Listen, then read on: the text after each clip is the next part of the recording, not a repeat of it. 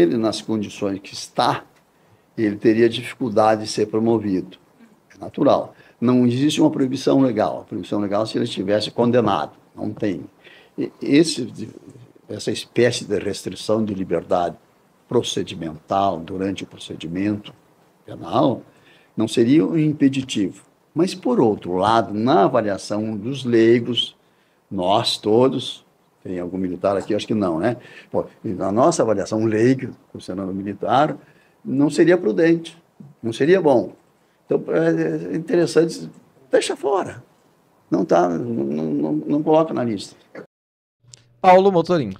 Bom, é uma estratégia de quem acredita que ainda tem alguma chance, né? E acho que o Mauro Cid, com essas conexões que tem, manter essa crença de que num próximo momento, num momento futuro, ele pode ser alçado a coronel, enfim, acho que não tá fazendo isso totalmente sem fundamento, acho que rola essa crença, seja na sua equipe de defesa, seja o próprio Mauro Cid, e ela é embasada por grandes líderes da hierarquia militar. Resgatar, quando eu trouxe, o Bosco fez referência novamente, quando eu trouxe no início a história da família do Mauro Cid, ela é relatada num artigo chamado A Nobreza Armada, que é de um professor chamado Ricardo da Costa Oliva. Ele estuda um conceito chamado a hereditariedade militar e mostra como essas famílias militares, mas as famílias especialmente as famílias da cúpula militar, têm nessas relações um fator positivo para ir sendo alçado a postos sucessivamente na estrutura do exército.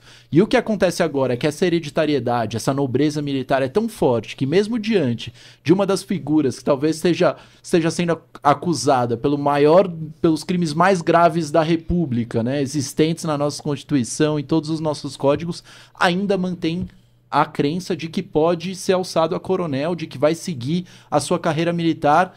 Lógico, ele não foi condenado, como disse o advogado, essa condenação que impediria de fato, mas o Exército Brasileiro não tem uma estrutura hoje, que hoje as grandes empresas têm compliance, né? Um setor especializado que lança um olhar apurado sobre seus funcionários para ver se são capazes.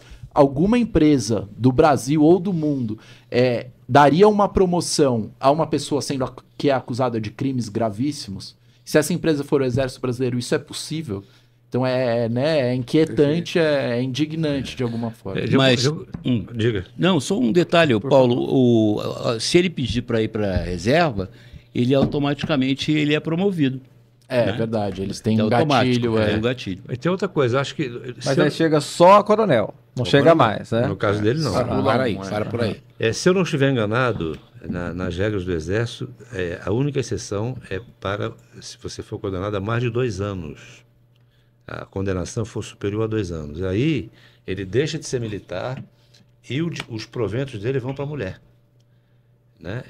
Como se fosse uma pensão. Ele morre militarmente. Mas eu queria falar uma coisa sobre esse assunto, que é o seguinte: se o Paulo estiver certo, eu acho que está, de que ali isso revela uma certa ainda esperança de uma promoção futura, eu acredito que isso pode estar ligado ainda a uma expectativa de anistia que eles estão esperando.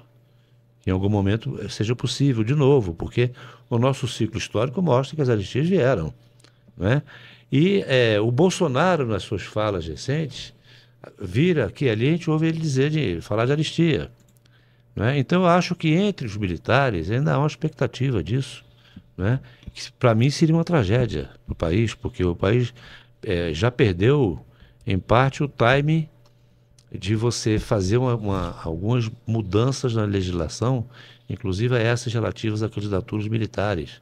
Eu acho que ela já foi minimizada tanto que podia, infelizmente, e o tempo vai contribuindo para que essa coisa vai ficando mais para frente, né? A anistia eu sei que está no horizonte de muitos deles ainda, eles não desistiram disso.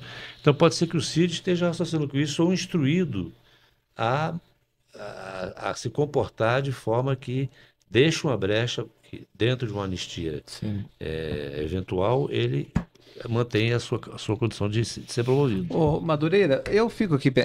Todo mundo lá, os colegas jornalistas, todos acharam confusíssimo e por isso perguntaram reiteradas vezes sobre essa questão de como é que ele não quis entrar na tal da lista que é automática, porque quem entra na lista, ainda mais que é primeiro lugar em tudo, seria promovido. Aí ele falou, não foi oficialmente. Aí a advogada Vânia, inclusive, pelo que eu me lembro, ela falou, não, foi oficialmente sim, foi um pedido. Para quem? Para o comandante do Exército? Não, para alguém que é imediato dele. Não ficou claro essa questão para quem ele disse que não queria ser promovido. É importante esse ponto também, não é? Talvez para ele não ser caroneado, ele entrar na lista e ser preterido.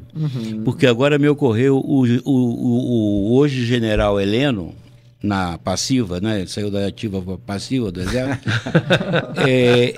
Ele foi ajudante de ordens do general Silvio Frota, que era o ministro do Exército na época do Geisel. E o ajudante de ordens era o general Heleno. Quer dizer, quando você é ajudante de ordens do presidente da República, o generalato é praticamente certo. Então, talvez o Mauro Cid tenha uma esperança remota de, caso se resolva essa pendenga toda, ele continuar a trajetória da carreira dele.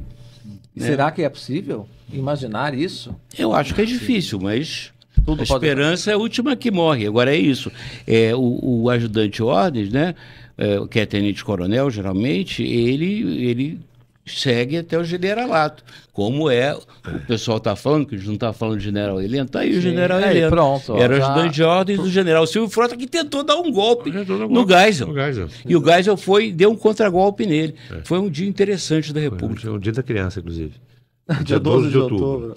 Olha só, e tem outra possibilidade. Por favor. De ele ter sido induzido a pedir para sair. Por algum oficial superior. Então, mas não deveria ser registrado formalmente? Se chegar a sei lá quem... Não. Achei meio... Você sabe que uma das versões da época por exemplo, o hoje senador Mourão, ele é um conspirador nato, por vocação, né? Conspirou lá na Dilma, conspirou no Temer, né? E conspirou no Bolsonaro. A família do Bolsonaro percebeu a tempo. O Mourão, quando ele conspirou pela segunda vez no governo Temer, ficou mais difícil para o Exército contornar a situação, que era uma reincidência, né? Então eu me lembro que uma das versões que circulou na época, ali no meio militar, foi de que seria melhor, o entendimento foi de que seria melhor não puni-lo assim, de uma maneira real. Ele ficou lá no limbo, lá na Secretaria de Economia e Administração, que é o lugar onde eles escolhem para pôr essas pessoas quando eles não querem fazer a punição mesmo. Botaram ele lá porque consideraram que ele estava fazendo aquilo para forçar a promoção dele, porque ele estava na lista. E ele foi preterido. Ele foi para a reserva sem a promoção que ele queria. Então, se desse ali, fizesse espuma com o motim dele, isso poderia ajudá-lo a conseguir a promoção, porque ele tinha muito apoio interno. Então, você vê que essa coisa da promoção no Exército, ela tem muitos bastidores ali que não são fáceis, não. Muitas coisas acontecem ali. Até o advogado perguntou, algum militar aqui, que todos nós somos leigos. Achei engraçado aquela parte. Nós somos paisanos. Paisanos. Leigos é se nós fôssemos médicos. Não fôssemos médicos. Também não somos. Somos leigos e paisanos. Por favor, Paulo. Sobre paisano eu acho mais grave. Por quê? Porque eles veem os paisanos de forma mais grave. É claro. Não. Paisano é um sub-humano. Meu Deus do céu. Eu acho que em alguns setores é bem isso.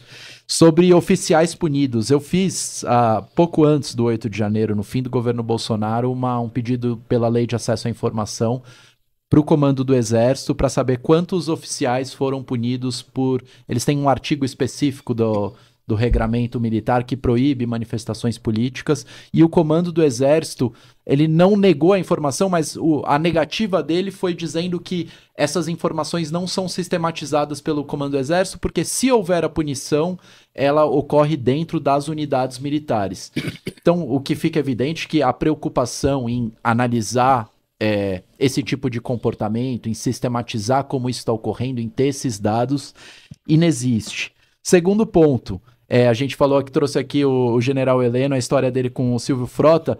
Trouxe num programa anterior que o avô do general Heleno era um almirante da Marinha, Augusto Heleno Pereira, também com esse mesmo verdade. nome, que compôs o Conselho de Guerra, que expulsou dos quadros da Marinha o João Cândido. E hoje tem se debatido novamente as homenagens ao João Cândido no Estado brasileiro, na própria Marinha. O comandante da Marinha se colocou contrário. Então, e a gente falava anteriormente das famílias militares. Isso não é papo de acadêmico, não é papo de conspiracionista. Isso é muito evidente e está muito claro.